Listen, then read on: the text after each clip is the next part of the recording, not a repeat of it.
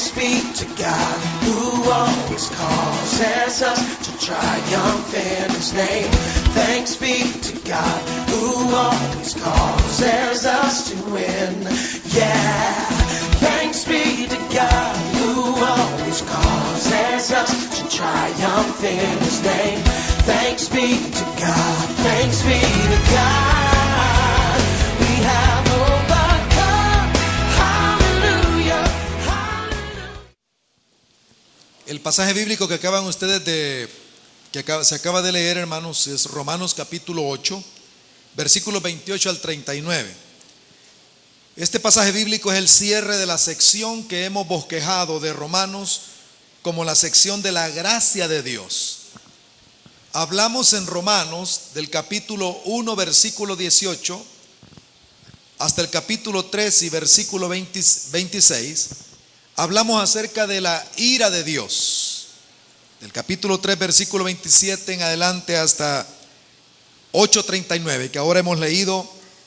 Hablamos de la gracia de Dios. Capítulo 9 al 11 hablan acerca de el plan de Dios. Y el capítulo 12 hasta casi al final, previo a los saludos finales, hablan de la voluntad de Dios. Bosquejado de esta manera, la epístola a los Romanos, la cual venimos predicando durante estos meses, el presente pasaje bíblico entonces es el cierre de la sección de la gracia de Dios. Estuve pensando cómo titulaba el mensaje y estuve pensando varias maneras de titularlo. Desde temas un poco conservadores como la gloriosa gracia de Dios, hasta temas bien contemporáneos como más que la Champions. Y estuve tratando de decir cómo le llamo a esto, y le titulé el broche de oro: super vencedores. Romanos 8:37 dice: en todas estas cosas somos más que vencedores. Más que vencedores. La palabra más que vencedores quiere decir super vencedores. Este pasaje nos habla del Espíritu como el Espíritu de victoria. El propósito de este mensaje es que los discípulos se aseguren de estar firmes en la gracia de Dios y, por la obra del Espíritu, también en el camino de la vida victoriosa. Así que esta mañana espero que el Señor nos afirme en su gracia y nos afirme en el camino de la victoria que Él tiene preparada para nuestras vidas. Hermanos, Dios no esconde nada de la realidad que enfrentan sus hijos. Dios no es un Dios que está tratando de que sus hijos vivan en una burbuja religiosa o una burbuja filosófica, separándolos de la realidad. Más bien, Él está en el trabajo que de dentro de la realidad sus hijos se conviertan en vencedores de la realidad. Jesucristo les dijo a sus discípulos: en el mundo tendréis aflicción. Nunca les dijo que no iban a tener problemas. Les dijo: en el mundo tendréis aflicción. Pero también les dijo: pero confiad, yo he vencido al mundo. Dios no nos llama a escapar de esta realidad que estamos enfrentando ahora en nuestra familia, en nuestra sociedad y en nuestro mundo, encerrándonos en muros para que no nos toquen esas situaciones. Dios no nos llama a que estemos con declaraciones positivas negando la realidad, diciendo: no tengo problemas, no tengo problemas. Dios no nos ha llamado a hacer declaraciones positivas negando la realidad. Dios nos ha llamado a que podamos nosotros enfrentarla y entonces con ello convertirnos en vencedores. La vida, hermano, es una serie de conflictos y dificultades, de tribulaciones, de problemas económicos, de diferentes tipos de dificultades. Pero Dios nos llama a manifestar lo que somos: un pueblo de vencedores. Un pueblo de vencedores. Así que yo quiero que esta mañana diga: somos más que vencedores. Y diga conmigo: somos super vencedores. Ahora dígaselo a su hermano que tiene cerca: hermano, usted es más que vencedor. Dígale a su hermano esa gran verdad, en el nombre del Señor. El versículo 28, una meditación sobre las declaraciones básicas del versículo 28 nos van a permitir introducirnos en las tres grandes divisiones de esta porción que he podido hacer, he encontrado en la palabra. Romanos 8:28 dice: y sabemos, esta primera expresión sabemos, nos habla de un conocimiento espiritual en donde interviene nuestra mente, pero que por la gracia de Dios no se queda en un intelectualismo religioso, sino en un conocimiento del espíritu integral al ser humano. Sabemos, y dice, y además sabemos. Quiere decir que hay otras cosas que sabemos. Y el apóstol Pablo ha dicho cosas importantes en toda la epístola que sabemos. Por ejemplo, sabemos de que dice la escritura de que todo el mundo está bajo condenación. Dice de que todos están bajo pecado. Sabemos de que todos hemos pecado y que en Adán todos pecamos. Sabemos esto.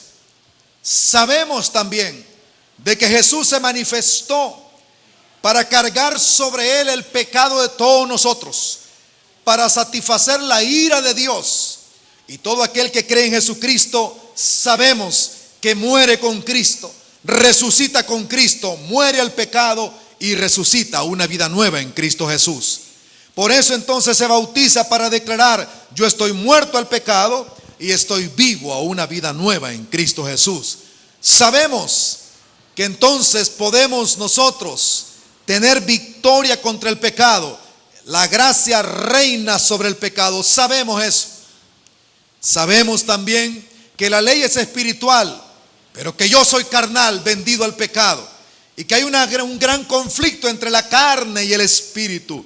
Que hay un conflicto entre la ley, la obediencia a la ley, mi legalismo y mi propia carne. Hay una batalla, al punto que el capítulo 7 dice, que termina diciendo el creyente: ¿quién me librará de este cuerpo de muerte? Pero también sabemos que él dice en la escritura: gracias doy a Dios por Jesucristo, Señor nuestro. Sabemos de que Jesucristo nos da victoria.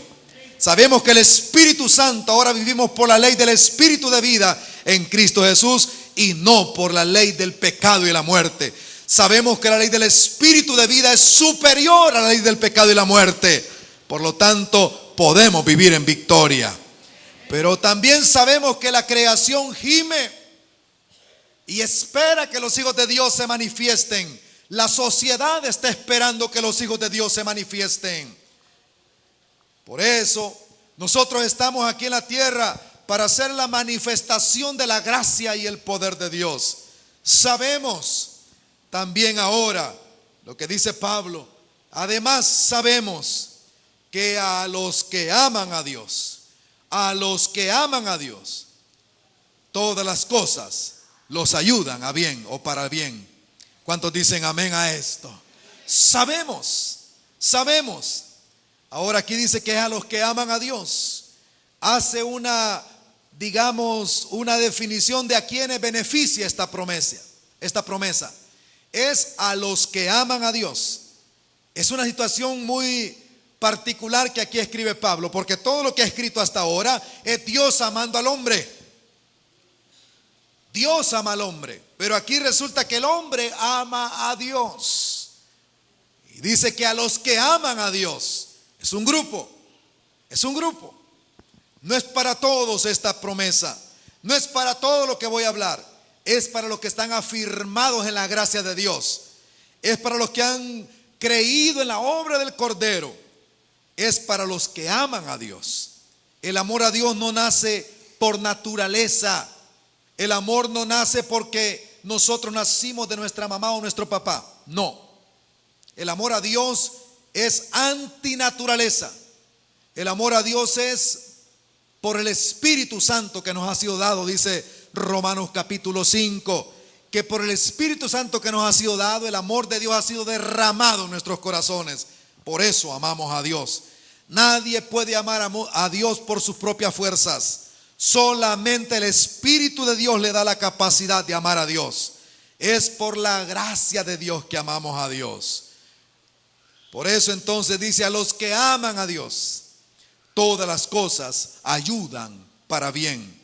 Y no es que las cosas se arreglen por sí mismas, sino que el pasaje quiere decir lo siguiente, hermanos: que Dios arregla todas las cosas para el bien de los que lo aman. Dios arregla todas las cosas para el bien de los que lo aman. Así que no es que las cosas se arreglen por sí mismas, sino que Dios prepara todo para el bien de los que lo aman. Este versículo, que todas las cosas ayudan a bien, o que Dios prepara todo para el bien de los que lo aman, no significa de que todas las cosas son buenas. No dice eso el pasaje. Y quiero dejar en claro y justificar la palabra de Dios. La palabra de Dios no dice que todo nos va a salir bien. No dice eso este versículo, porque entonces Pablo estaría en una crisis gravísima. Porque Pablo muchas veces escribió desde la cárcel, después de ser golpeado, después de ser castigado por la fe en Jesucristo. Y entonces podría decir Pablo: ¿y cómo es posible que Dios diga que todo me va a salir bien y yo estoy en la cárcel? Pero Dios no ha dicho que todo nos va a salir bien. Dios ha dicho que todas las cosas que suceden en nuestra vida, Dios las va a arreglar para nuestro bien final, que es algo diferente. Es Dios el que arregla con su sabiduría todas las cosas, aún las cosas negativas, aún los sufrimientos, aún las cosas que no nos parecen, aún las cosas que no nos da satisfacción, porque no dice que todo nos va a dar satisfacción. Este pasaje tampoco. No dice que a los que aman a Dios todas las cosas les va a salir con una gran satisfacción. No. Aún Jesucristo dijo: tendréis aflicción. Un hijo de Dios a veces se aflige, a veces tiene batallas, tiene luchas, a veces se preocupa por su futuro. Y por eso entonces la palabra dice: pero todas las cosas Dios las arregla a los que lo aman, las arregla para el bien de ellos. Así que Dios es sabio, nuestro Dios es sabio, y todo lo arregla para nuestro bien. Bendito sea Dios por eso. Y dice también que esto es a los que conforme a su propósito son llamados. Este versículo 28 es importantísimo en el plan de Dios, para entender el plan de Dios. A los que conforme a su propósito son llamados, es decir, a los que aman a Dios, a los que conforme a su propósito son llamados. O sea, en otras palabras, los que aman a Dios son aquellos que se conforman al propósito de Dios. Los que han sido llamados a cumplir el propósito de Dios en sus vidas. Estos son los que aman a Dios. En la tierra hay dos grupos de personas: los que aman a Dios y que, conociendo el propósito de Dios, se comprometen por amor a vivir y obedecer el propósito de Dios. Y entonces encuentran la vida abundante, la vida victoriosa. Y también están los que no les interesa el propósito de Dios y deciden hacer su propia vida aparte, pero que al final terminan perdiendo la vida. Pierden su vida, pierden sus años, pierden todo. Jesús mismo dijo en Marcos 8:35: porque todo el que quiera salvar su vida, la perderá.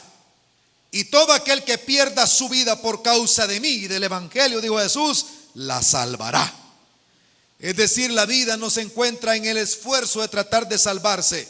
La vida se encuentra en Cristo Jesús, en la fe en Él. En Él está la vida. Él es nuestra vida. Bueno, entonces, ahora respondamos a la siguiente pregunta: ¿cómo somos más que vencedores o supervencedores? ¿Cómo nos convertimos en supervencedores? Son tres cosas las que yo he encontrado en este pasaje. La primera es que somos vencedores en su propósito. En segundo lugar, que somos vencedores con su presencia. Y en tercer lugar, que somos vencedores bajo su protección. Esta mañana solamente vamos a ver el número 1. Somos más que vencedores o supervencedores en su propósito. Aquellos, dice el versículo 28, conforme a los que conforme a su propósito son llamados.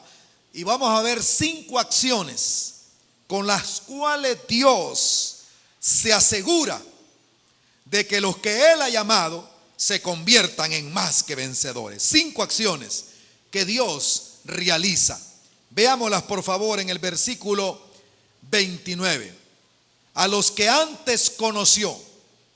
Romanos 8:29. ¿Están conmigo, hermanos, en la palabra?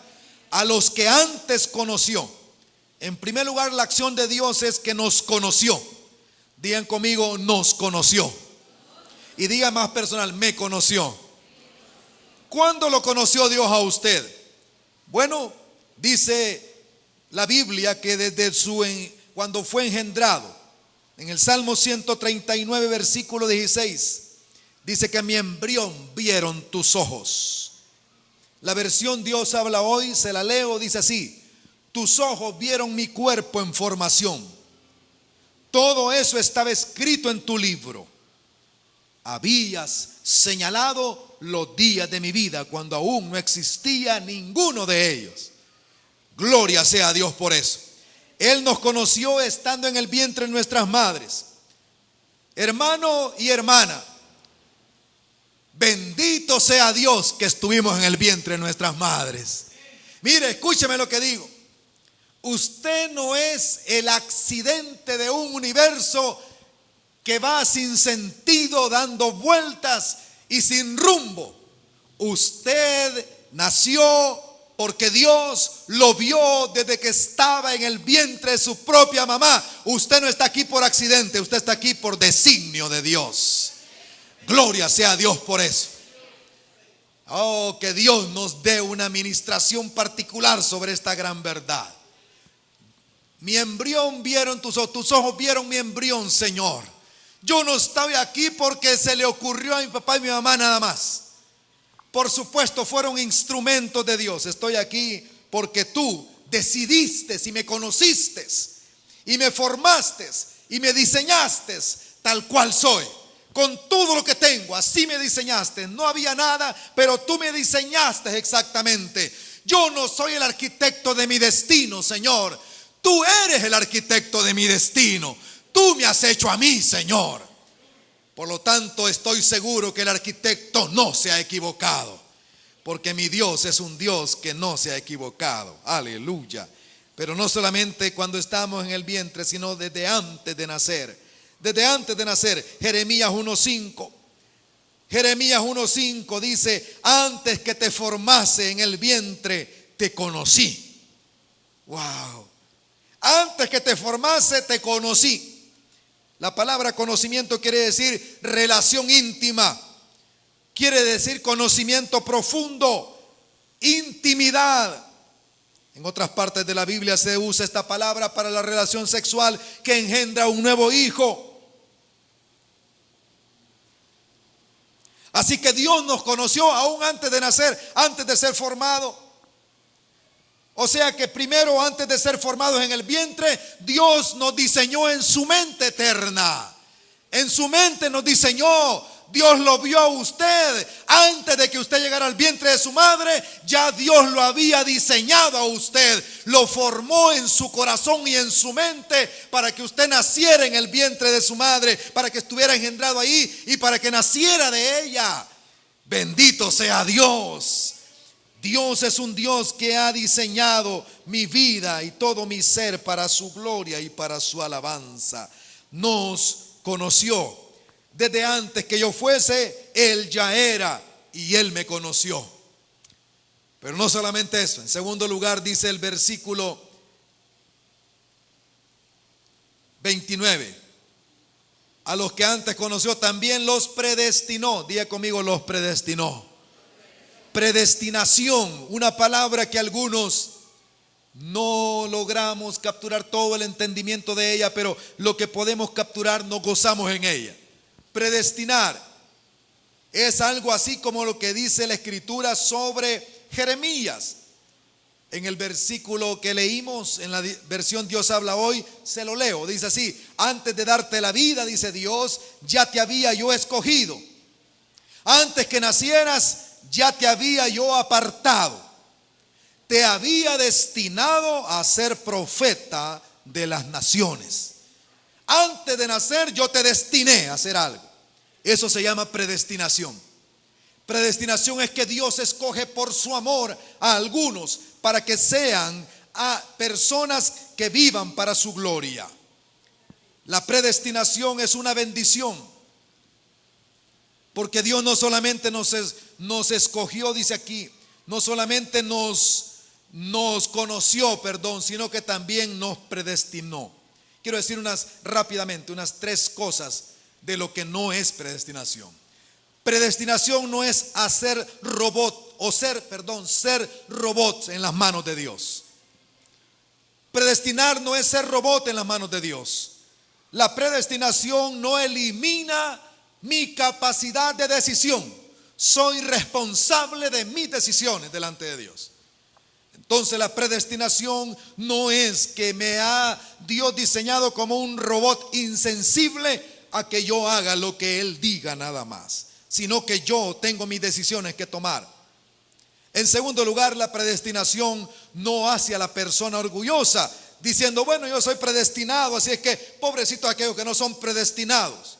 Al contrario, la predestinación debe llevar a la humillación a la persona, a reconocer que Dios en su misericordia lo ha escogido y lo predestinó, que Él ha nacido por la misericordia y la gracia del Señor. Lo lleva a estar humilde delante de la presencia de Dios, decir, cuán grande eres Dios, cuán excelentes son tus pensamientos, como decía el salmista en el Salmo 139.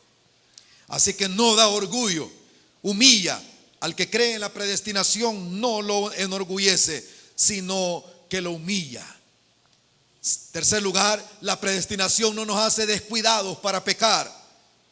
Decir, bueno, como ya estoy predestinado, Dios me ha predestinado, así que voy a pecar, no importa. No, la predestinación me dice que me apartó, como dice de Jeremías, me santificó desde que estaba en el vientre. Es decir, me llamó para Él. Me llamó para Él. Y es importante esto y conocerlo y entenderlo.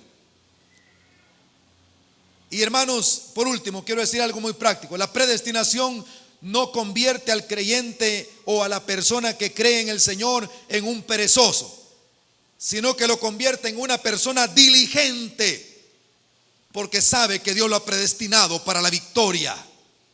Y entonces se convierte en una persona diligente. Entonces, hemos sido predestinados, número uno, para su gloria. Diga conmigo, para su gloria. Para su gloria. Quiero leerles Isaías 43, versículo 7. Dice, a todos los llamados de mi nombre, para gloria mía los he creado, los formé y los hice. Isaías 43, 7. Todos los llamados de mi nombre, para gloria mía los he creado. ¿Cuántos han sido llamados a llevar el nombre de Cristo en esta nación del Salvador, en este lugar? ¿Cuántos han sido llamados a llevar el nombre de Cristo en esta nación?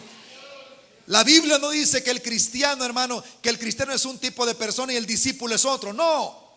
La Biblia dice, en la Escritura, está ahí en capítulo 14 del libro de los Hechos, que a los discípulos de Cristo se les llamó cristianos.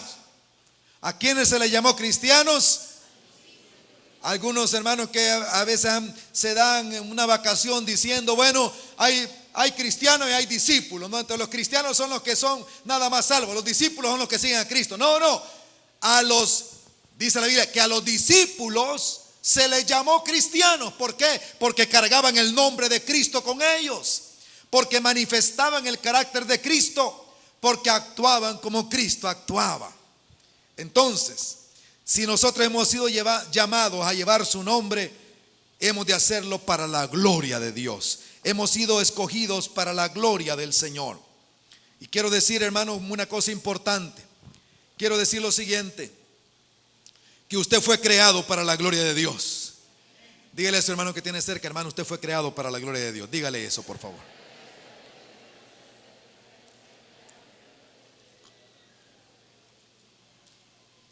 Y escuche esto. Y usted, hermano, nunca estará satisfecho. Nunca estará satisfecho de su vida hasta que viva para la gloria de Dios. Nunca encontrará satisfacción en su vida hasta que viva para la gloria de Dios. Irá de un lugar a otro, podrá ir de un lugar a otro y no encontrará satisfacción hasta que viva para la gloria de Dios, porque para eso fue creado. Y quiero decirles que es importante que en nuestra vida encontremos cómo vivir para la gloria de Dios, que decidamos vivir para Él. Y déjenme decir algo más, y nunca estará preparado para su muerte hasta que sienta que satisfacción de haber vivido para la gloria de Dios, para el propósito de Dios. Nunca estará preparado para la muerte. La gente llega a la muerte con una gran angustia porque sabe que desperdició su vida. Pero hay hombres como Pablo que dicen: yo he peleado la buena batalla, he corrido la carrera de la fe y ahora me espera la corona de justicia. Preparado estoy para ir a su presencia, en otras palabras. Y solamente los que viven para la gloria de Dios son los que llegan a la muerte preparados para entrar en victoria también sobre la muerte. La muerte es vencida por los que viven para la gloria de Dios. La muerte es vencida por los que viven para la gloria de Dios. Viva hoy para la gloria de Dios. Esté preparado para la muerte, mañana o cualquier día que venga. Esté preparado, porque vivimos hoy para la gloria del Señor.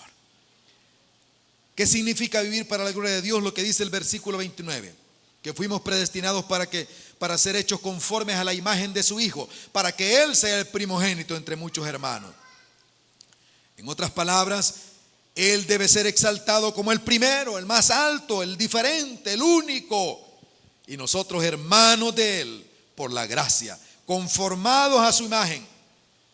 Vivir para su gloria es vivir cada día conformándonos a su imagen.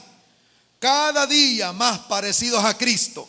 Cada día más adecuados a su carácter, conformándonos por Él. ¿Cuánto dan gloria a Dios por esto esta mañana? Wow. ¿Cómo evalúo mi vida en victoria? ¿Cómo evalúo que mi vida está caminando en victoria? ¿Cómo evalúo que yo soy un más que vencedor? Cuando yo puedo decir: esta semana caminé un poco más pareciéndome a Cristo. Cuando puedo decir: Señor, percibo que estás trabajando en mi vida. Tengo batallas, tengo luchas, pero algo estás haciendo en mi vida. Tengo victorias y algo estás haciendo en mi vida, Señor. Yo no estoy aquí de casualidad, estás trabajando en mí y te doy la gloria, Señor. Entonces, ese momento podemos decir que estamos caminando en la victoria del Señor. Así que vivimos para su gloria cuando somos conformados a la imagen de su Hijo. Él nos predestinó y así Él se asegura que nosotros somos más que vencedores. Nos predestinó. En tercer lugar, Él nos llamó. Dice el versículo 30: y a los que predestinó a estos también llamó. Y a los que predestinó a estos también llamó. Es Él el que nos llama. No somos nosotros los que lo buscamos. No fue Adán el que buscó a Dios. Fue Dios el que buscó a Adán y lo llamó. No fue Abraham el que buscó a Dios. Fue Dios el que llamó a Abraham. La grandeza no está en la respuesta. La grandeza está en el llamado que Él hace. El Dios soberano, grande del universo, mira mi vida y me llama en un momento de mi historia humana. Hermano amado, Dios lo ha llamado a usted. Su llamamiento es celestial, no es de hombres. Es llamado celestial el que usted tiene. Y Dios se ha tomado el trabajo de llegar hasta usted, de humillarse y llamarlo para que usted sea de Él y viva para su gloria. Él nos llamó. El apóstol Pablo decía: yo soy el más pecador de todos, y Dios tuvo a bien llamarme. Porque cuando uno se da cuenta de la grandeza de ese Dios que se humilla para llamarme a mí, entonces digo: ¿y quién soy yo para que Él me llame? Pero bendito sea Él, porque se tomó el trabajo y la gloria de llamarme a mí. Por eso la gloria le pertenece a Él. Y entonces vengo yo y yo le respondo y le digo: Señor, está bien, voy a seguirte. Yo le respondo también por su gracia, pero Él me llama, Él me llamó. ¿Y cómo se llama la gente? Se llama por la predicación del evangelio a las personas. Por la predicación del evangelio, Efesios 1:13. En Él también vosotros, habiendo oído la palabra de verdad, el evangelio dice de vuestra salvación, y habiendo creído en Él, fuisteis sellados. Usted oye el evangelio. ¿Cómo será posible que alguien que venga a una congregación oiga que Cristo murió por sus pecados, oiga que Él derramó su sangre por sus pecados, oiga que Cristo resucitó entre los muertos para su justificación, Oiga que Cristo hizo toda esta obra, sufrió todo esto por nosotros, cargó nuestra maldición, llevó en la cruz del Calvario nuestras enfermedades. Y oiga eso y no haga nada con eso. No es posible. Eso se llama que uno hace a un lado a la obra de Dios. Pero bendito sea Dios que nosotros oímos el evangelio. Cristo murió por nuestros pecados, resucitó para nuestra justificación, fue levantado de la tumba, ascendió a los cielos y envió su espíritu. Y aquí estoy yo por la fe en él. Ahora yo soy salvo. Es el evangelio de mi salvación. Alabado sea Dios por eso. Oh, bendito sea Dios. Como la gente ha desechado al crucificado. No lo miran a él, lo han hecho a un lado. Pero nosotros nos gozamos en la obra del crucificado. Le cantamos al crucificado. ¿Por qué? Porque venció la cruz, venció la muerte y vive para siempre nuestro Señor. Le cantamos, le celebramos. Celebramos la victoria del Cordero. Venimos aquí, nos reunimos y le celebramos la victoria al Cordero. Hermanos amados, esta mañana estamos celebrando la victoria del Cordero hasta que Él venga, porque Él va a regresar a la tierra también. Él regresará a esta tierra. Alabado sea Dios por eso. Aleluya. ¿Cuántos pueden decir gloria a Dios esta mañana? ¿Cuántos pueden decir gloria al Cordero de Dios? Bendito sea el Señor por eso. Por eso entonces nosotros, hermanos, nosotros vivimos de esta manera, porque Él nos ha llamado porque conocimos la verdad. Efesios siempre 1:13 dice: habiendo oído la palabra de verdad. No es la palabra del hombre. No vienen aquí a recibir un mensaje de positivo, no vienen aquí a desestresarse nada más, no vienen aquí para oír algunas declaraciones positivas para que usted viva bien esta semana. No vienen a eso aquí. Vienen a oír la palabra de verdad, la palabra que ha sido escrita, la palabra que el Espíritu Santo ha dado. Es la palabra de verdad, y solamente la verdad nos hace libres. Solamente la verdad nos hace libres. Bendito sea Dios por eso. Por eso entonces, esta mañana tenemos nosotros que seguir escuchando y siendo enseñados en el evangelio de nuestro Señor. Pero no solamente nos llamó. La tercera acción de Dios para asegurarse que somos más que vencedores, que estamos en su propósito, es que nos justificó. Nos justificó. Y ponga atención al tiempo en cómo se conjugan estos verbos. Están en pasado. Nos justificó. ¿Qué significa eso? En primer lugar, que nos perdonó todo pecado.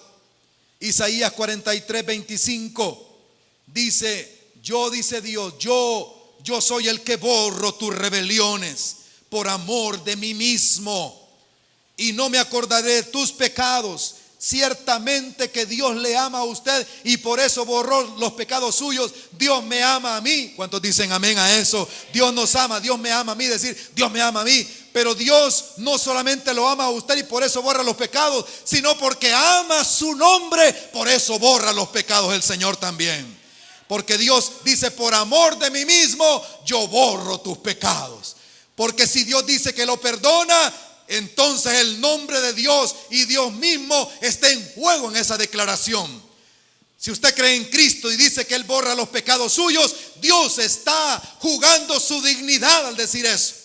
Dios está poniendo su dignidad en esa aseveración. Yo le creo y entonces por amor de su nombre Él borra mis pecados. Alabado sea su nombre por eso.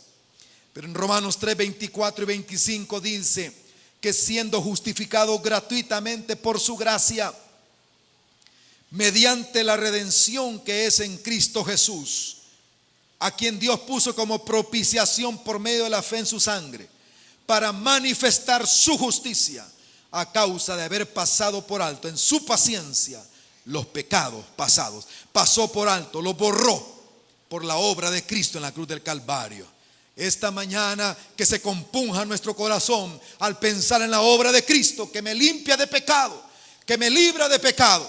Soy libre de pecado por causa de la obra del Cordero en la cruz del Calvario. Esa es la obra más gloriosa que puedo obtener. La sanidad es algo externo, la provisión es algo externo, pero la salvación es algo interno y eterno.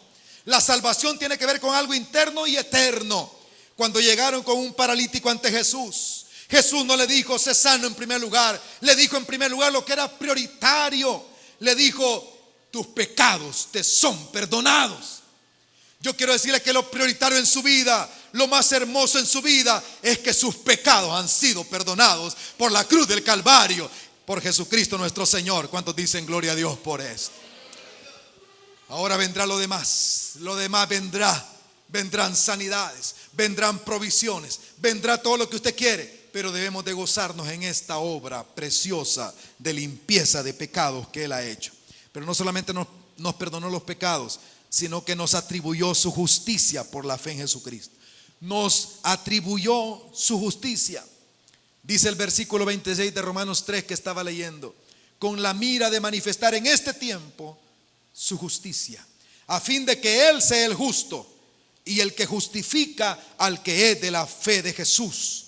El Señor nos ha dado su justicia. No solamente nos ha perdonado, nos ha dado su justicia. Yo no puedo acercarme a Dios con mi justicia, porque mi justicia es como trapo de inmundicia. No me puedo acercar a Él, por mejor que haga mi justicia, es como trapo de inmundicia. Pero Él, para que me acerque a Él, me dio su propia justicia, la reveló, me ha hecho justo como Cristo es justo. Alabado sea Dios por eso. Y ahora me puedo acercar a Él con libertad. Pero hermanos, como yo he dicho del capítulo 8, para mí el capítulo 8 es un capítulo de la gloria de Dios. Después de la angustia del capítulo 7, después de la declaración de batalla del capítulo 6, ahora llego al capítulo 8 y cuando lo leo digo, cuán glorioso es este capítulo. Dice en este pasaje, en el versículo 30, y a los que predestinó a estos también llamó, y a los que llamó a estos también justificó, y a los que justificó, ¿qué dice también la palabra? A estos también glorificó. ¿Y en qué tiempo está ese verbo? Pasado. Wow. Nos glorificó ya el Señor. Yo digo a eso que es un futuro realizado. No sé cómo es eso, pero para Dios es un futuro realizado. No es que seré lleno de la gloria de Dios, es que Dios ya me glorificó en Él. No es algo que va a ser hecho, para Dios ya fue realizado.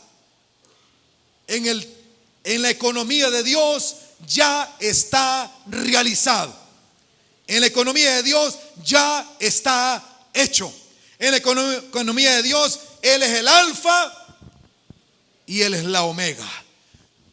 Yo fui escogido antes de nacer y yo fui glorificado aún después de la muerte. Estoy preparado para ser glorificado.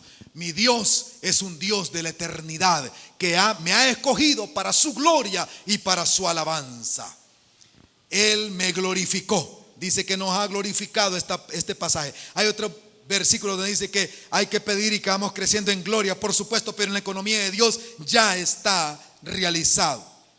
La meta del plan de Dios, la meta de todo el proyecto de Dios, hermanos, del propósito de Dios es su propia gloria. La meta del plan de Dios y del propósito de Dios es su propia gloria. Nosotros Él no nos glorifica aparte de Él, es su propia gloria. Isaías 43:7 lo leímos, dice, todos los llamados de mi nombre para gloria mía los he creado. Para gloria mía los he creado, los formé y los hice. Versículo 21, el capítulo 43 de Isaías, lo voy a leer. Isaías 43:21 dice, este pueblo he creado para mí.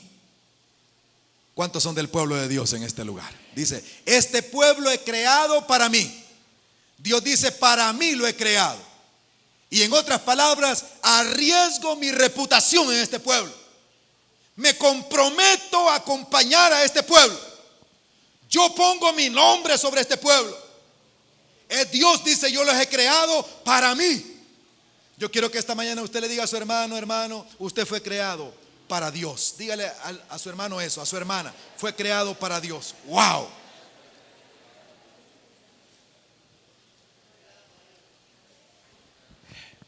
Gloria sea su nombre. Fui creado para mí. Este pueblo es creado para mí. Y luego dice así el versículo: mis alabanzas publicará. mis alabanzas publicará. Nadie que no conozca a Dios de esa manera, ese Dios eterno, Dios que es roca eterna, fundamento de todos los siglos para todos los que han creído en Él. Yo no he creído en un Dios que está nervioso diciendo, bueno, escogí a Juan Manuel y no sé si va a terminar la carrera, no sé, voy a ver. Jesús no está orando para que terminemos o para que nos ayude a terminar la carrera. Está orando para que se nos revele que nosotros en Cristo hemos terminado la carrera en el nombre del Señor. Se nos revele que somos más que vencedores. Se nos revele que las circunstancias no son las que determinan mi vida, sino su carácter. Y su nombramiento determina mi destino. Mi destino no está determinado por las circunstancias, por mi condición económica, por mi nivel intelectual, por mi capacidad. Mi destino está determinado porque Dios ha determinado glorificarme en Él. Soy de Dios, le pertenezco a Él y por lo tanto estoy seguro en ese Dios.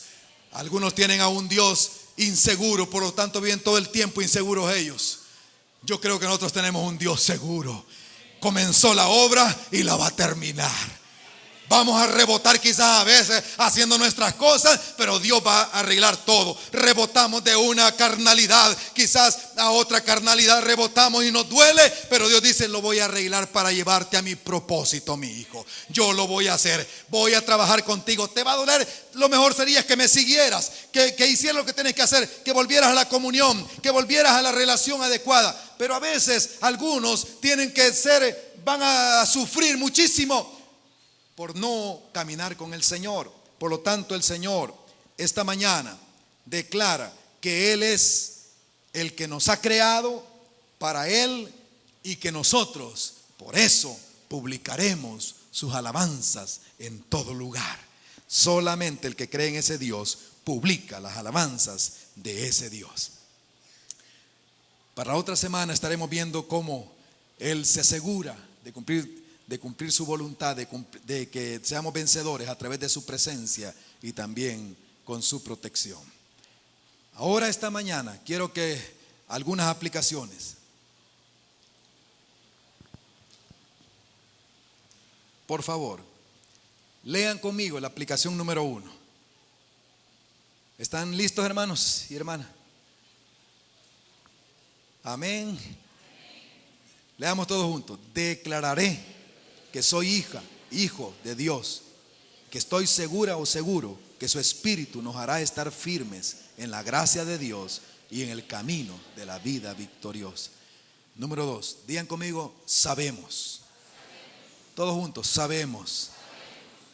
Ahora eso, hermano, yo quiero preguntarle, ¿qué tanto ha avanzado por la gracia de Dios en el saber del propósito del Espíritu y del camino de la vida victoriosa? ¿Cuánto ha avanzado usted? ¿Qué cantidad de tiempo ha dedicado a llenar su mente con el estudio en oración de la palabra de Dios? ¿Está llenando su mente con esto? ¿Qué cantidad de tiempo dedico a llenar mi mente con el estudio en oración de la palabra de Dios? Importante. Esta semana usted tiene que llenarse del Señor. Jesús está orando, intercediendo para que usted sea vencedor y pueda tomar el tiempo para conocerlo más y más a Él.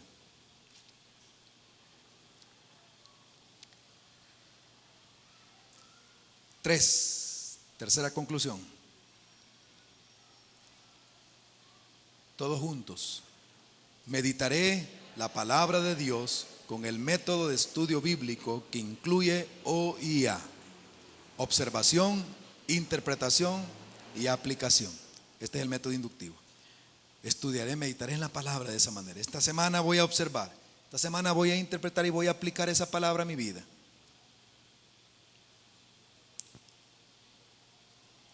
Y en cuarto lugar, todos juntos, oraré, clamando a Dios para que cada niño, niña y adolescente de esta familia espiritual tenga revelación real de la presencia de Dios. Al final de esta celebración, después de la Santa Cena, vamos a tener un momento de oración. Yo quiero que todos se queden ahí, ¿verdad? Después de la Santa Cena, porque vamos a tener un tiempo de oración por nuestros niños. Este día domingo es el día mundial de oración por la niñez.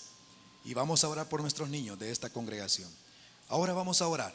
Vamos a pasar la Santa Cena para renovar nuestro pacto, para que nuestro pacto sea reactivado en nuestra comunión con Dios. Padre, gracias porque eres bueno. Te alabamos, Señor. Eres digno de ser exaltado. Que esta palabra sea de bendición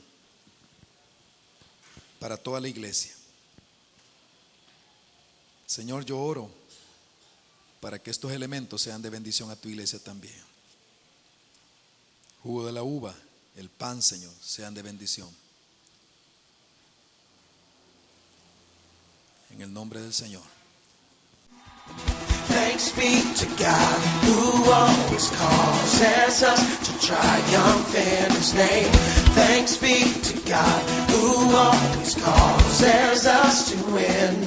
Yeah.